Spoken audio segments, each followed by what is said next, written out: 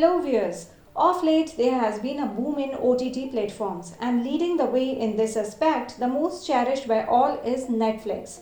So we thought that let us make the video on Reed Hastings, who is the co-founder, chairman and chief executive officer of Netflix and sits on several other boards and non-profit organizations.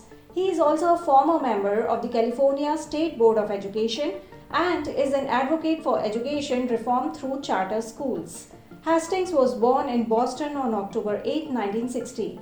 Hastings studied mathematics at Bowdoin College in Brunswick, Maine, graduating with a bachelor's degree in 1983. After serving in the US Marine Corps, he spent 2 years with the Peace Corps, most of the time teaching math in Swaziland.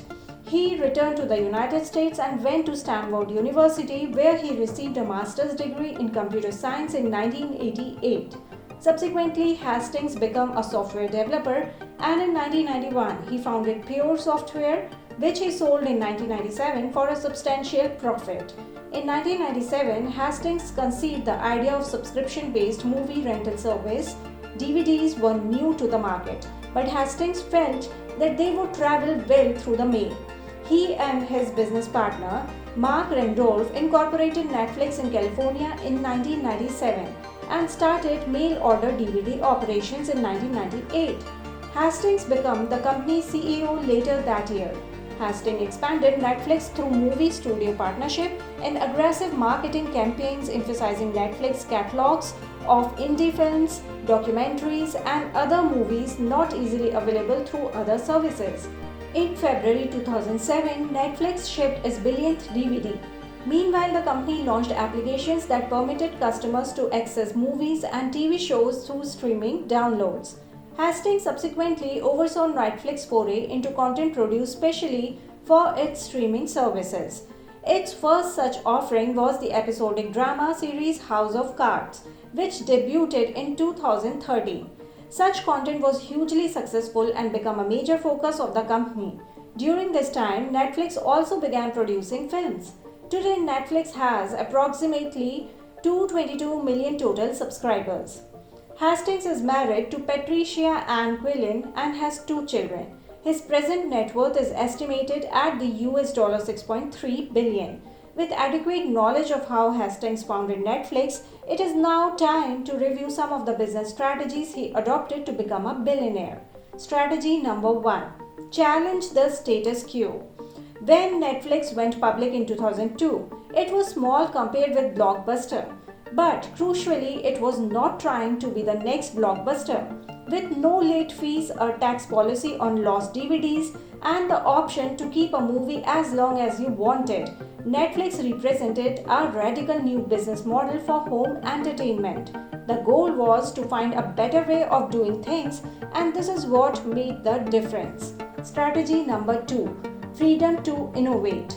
Hastings follow a policy of no limit to the number of vacation days employees can take.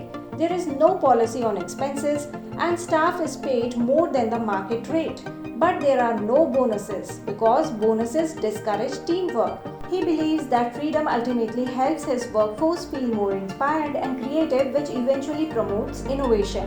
Strategy number 3. Anticipate future markets. Blockbuster was a giant in the movie rental game, but its well-established business model didn't leave enough room to adapt to the shifting market. Netflix, on the other hand, tried to look ahead of the coming technological advances and paved the way for a better and easily accessible entertainment platform for customers. Strategy number 4. Practice the keeper test. Netflix leaders have encouraged managers to regularly practice something called the keeper test. When assessing their team, a manager should ask, if this person were to quit tomorrow, would I work hard to try to change their mind? If not, they are not a keeper, and the manager should get rid of him and find someone they would fight to keep. So this is how Netflix maintains the best team possible. Strategy number 5.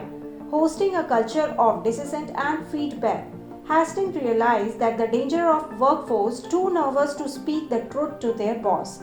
So he implemented a policy in which the company prizes to staff that are willing to tell their superiors why their ideas won't work.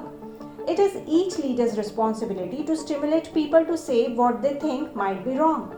This has worked for the company to devise some of the best strategies in the entertainment business and is responsible for the continuous success of Netflix. I hope that you would have enjoyed this interesting video on Reed Hastings and the business strategies adopted by him. We assure you that we will keep bringing to you more quality videos like this in the future also. In the end, we request you to give us a like and subscribe to our channel.